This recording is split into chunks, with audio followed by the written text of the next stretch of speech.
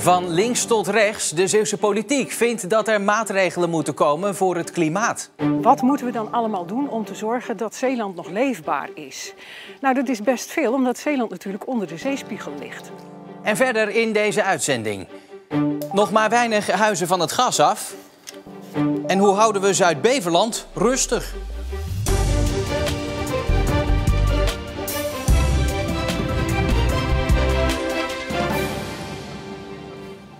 Goedenavond. Zeeland aanpassen aan de klimaatsverandering.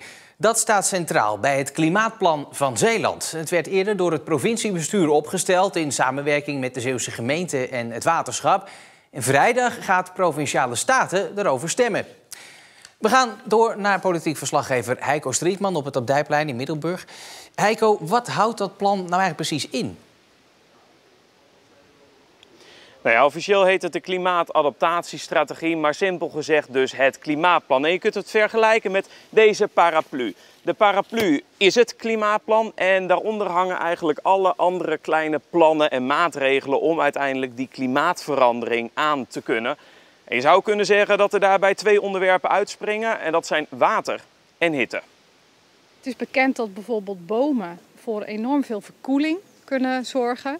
Nou, kijk dan, hebben we gezegd, als je bijvoorbeeld een nieuw schoolgebouw, een verzorgingstehuis bouwt, kijk dan ook naar de inrichting van het groenplan. Plaats daar bomen die voor verkoeling kunnen zorgen. Prachtig, daar zijn we zeker voor. Maar wat vooral moet gebeuren is minder kappen. Kappen met kappen. Want je ziet dus dat het waterschap, de provincie, de gemeente, die zijn allemaal massaal aan het kappen op dit moment. Wij denken, laat vooral eens bomen staan. Want zeker in de stedelijke omgeving kunnen bomen zorgen voor verkoeling. En dat is natuurlijk een goede zaak. Ook meer in natuurgebieden waar mensen dan naartoe kunnen gaan om te recreëren. Meer zorgen voor schaduw en ook meer bomen in de wei.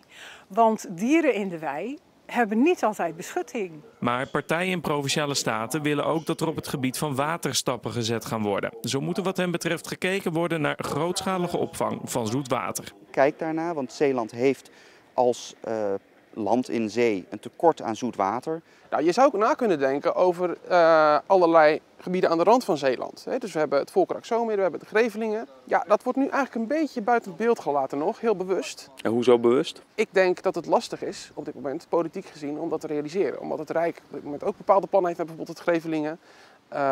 Omdat er ook weer wel politieke meningsverschillen soms over zijn. En het voor een bestuurder altijd makkelijker is om te zeggen, ja, weet je, dat laat ik aan mijn opvolgers over.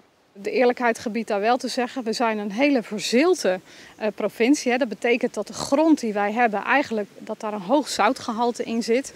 En mij is wel verteld dat een druppel zoetwater heel snel brak of zout wordt op het moment dat hij de Zeeuwse grond raakt. Nou, u hoort wel, de oplossingen zijn niet zomaar voor het oprapen. Maar we zijn wel heel erg op zoek om voor Zeeland daar de beste oplossingen te vinden. Ja, Heiko, opvallend toch ook dat de Forum voor Democratie eigenlijk best wel wat dingen wil veranderen. Ondanks dat ze natuurlijk zeggen dat klimaatsverandering niet bestaat. Wat betekent dat eigenlijk voor dit klimaatplan? Nou ja, dat er van links tot rechts echt wel wat te bereiken is. En ja, wat je al zegt, de Forum voor Democratie, toch vaak een klimaatskeptische partij, wil dus maatregelen om die extreme weersomstandigheden aan te kunnen. Nou, dat betekent een breed gedragen meerderheid binnen Provinciale Staten. En zou je kunnen zeggen, dichterbij een klimaatbestendig Zeeland. Heiko Strietman, dankjewel. De 32-jarige man uit Oost-Soeburg, die verdacht wordt van poging tot doodslag op een politieagent, blijft langer vastzitten. Eind juni hield de politie een controle in Vlissingen, waarbij de verdachte de agent aanviel. De agent schoot de man vervolgens neer. Het incident zorgde daarna vooral op social media ook voor veel reuring. Om grote percentages gaat het nog niet, maar de gemeente Goes is van alle Zeeuwse gemeenten wel het verst met huizen van het gasnet halen. In 4,6% van de woningen wordt in Goes geen aardgas meer gebruikt. Goes ligt daarbij voor op heel Zeeland, waar het percentage nog maar 1,3% is. In heel Nederland ligt het zelfs nog iets lager.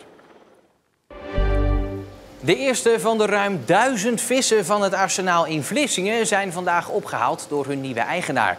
Vorige week sloot het attractiepark de deuren, waardoor ze op zoek moesten naar een nieuw thuis voor de dieren. Al dacht deze clownsvis daar anders over. We hebben er wel één gevangen, maar de tweede die duikt helemaal ergens tussen. Dus ja, moeten we het hele aquarium leegpompen. Dus dat wordt vervolgd.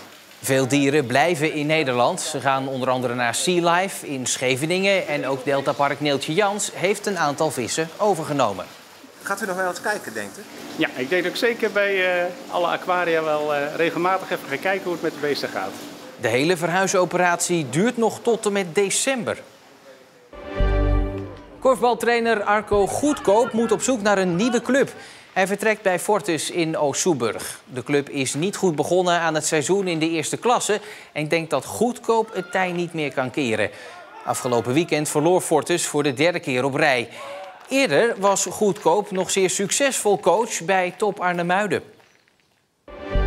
Echt stom. Ik kon niet meer in mijn Insta, kon nergens meer in. Mijn berichten gingen niet eens verstuurd worden, man. Het was een zware avond voor social media gebruikers gisteren. WhatsApp, Facebook en Instagram hadden een urenlange storing. En dat ging veel jongeren in Terneuzen niet in de koude kleren zitten. Ik keek weer op Insta en Facebook en zo. En die Messenger en die shit. En daar kon ik niet in. En ik werd helemaal lijp. Echt gewoon niet cool, man. Dat is niet cool. Mijn ouders gewoon gebeld via telefoon. En zou je dat anders niet hebben gedaan? Nee. Ja, misschien toch weer een boekje erbij pakken, denk ik. Ja. Nee, daar hou ik echt niet van. Van lezen. Daar vind ik niks aan. TikTok en YouTube en zo deed het nog, dus ik redde me wel. En toen vanochtend keek je op je mobiel, toen zag je het doet het allemaal weer? Toen was ik zo blij, jongen. Ik dacht, yes, alles doet het weer. Grote opluchting. Ja, man. Straks in deze uitzending. Toerisme willen ze best hebben in de zak van Zuid-Beverland, maar niet te veel en zeker niet te groot. Maar eerst, dat er problemen zijn in de Zeeuwse jeugdzorg, dat is bekend. Maar wat doet het met de betrokken gezinnen? Esther Meijer uit Oost-Soeburg kan daar als geen ander over meepraten. Ze kreeg in 5 jaar tijd met maar liefst 51 hulpverleners te maken. Esther is al sinds 2016 met haar gezin cliënt bij de jeugdzorg. Het begon toen ik samen met mijn 3 hele kleine kinderen ben gevlucht vanwege ernstig huiselijk geweld naar het Blijf van mijn lijfhuis in Zeeland. In al die tijd heeft zij 4 jeugdzorginstellingen zien komen en gaan. En ze heeft in totaal met maar liefst 51 contactpersonen te maken gehad. Die allemaal iets vinden, die allemaal een andere visie hebben. Waarvan er heel veel het wiel opnieuw willen uitvinden. Geen goede overdracht van dossiers, stukken die niet in dossiers staan. En hoe komt het nou dat er dan zoveel contactpersonen zijn geweest in die periode? Sowieso is er natuurlijk heel veel wisseling van de wacht, noem ik het maar, hè, in jeugdzorgorganisaties. Veel medewerkers die stoppen, die of van de casus worden gehaald omdat ze toch te zware casus vinden. Ja, het heeft met heel veel dingen te maken. In al die jaren is ze noodgedwongen een soort halve jurist geworden. Je moet gewoon zelf heel goed erbij blijven, heel goed opletten wat er gezegd wordt, wat er genoteerd wordt. Kijken of de afspraken die ze met je maken, of dat niet anders op papier komt te staan. En dat heeft ingrijpende gevolgen voor haar en haar gezin. Je hebt geen lichamelijk geweld meer, maar het geestelijke geweld gaat op deze manier wel gewoon door. Doordat je altijd in deze situatie zit, van rechtszaak naar rechtszaak gaat, van medewerker naar medewerker, van afspraak naar afspraak, dan beïnvloedt dat ook je leven en je gezin. Sinds het faillissement van haar 3e jeugdzorginstelling, Bridis, zit ze nu bij de 4e, het Leger des Heils. Die organisatie laat weten dat er binnenkort een vaste contactpersoon komt voor alle cliënten die van Bridis zijn overgenomen, zoals ook Esther en haar gezin. Maar Esther gelooft het pas als het ziet. Dat hebben natuurlijk alle jeugdzorgorganisaties al gezegd. Eigenlijk heb ik daar niet zoveel vertrouwen meer in. Want het is bekend overal, alle problematiek in jeugdzorgland. Alleen hoe gaan we het echt aanpakken dat het ook echt verbetert? Dat zal heel lastig worden. Er moeten echt heel veel hoofden dezelfde kant op staan. En het niet alleen maar zeggen, maar het ook echt gaan doen. Toerisme in de zak van Zuid-Beverland, dat ligt gevoelig. De gemeente Borselen promoot het gebied ondertussen als het Toscane van Zeeland. Maar natuurliefhebbers zijn bang dat het er veel te druk gaat worden. De zak van Zuid-Beverland is grofweg het gebied tussen de A58 en de Westerschelde.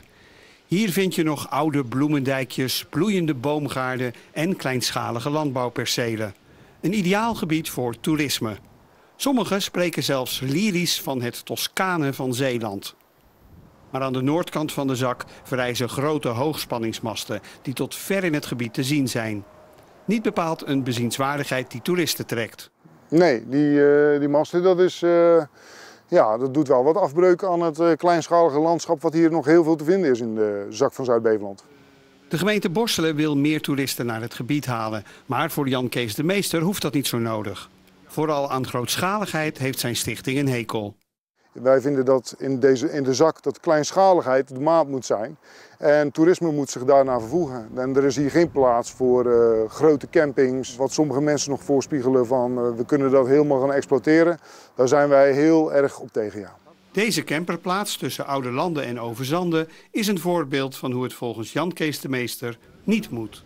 We staan hier in een polder die voorheen bedekt was met lappen boomgaard, lapje grond. Het was echt een lappendeken hier zo. Er stonden elzenhagen omheen.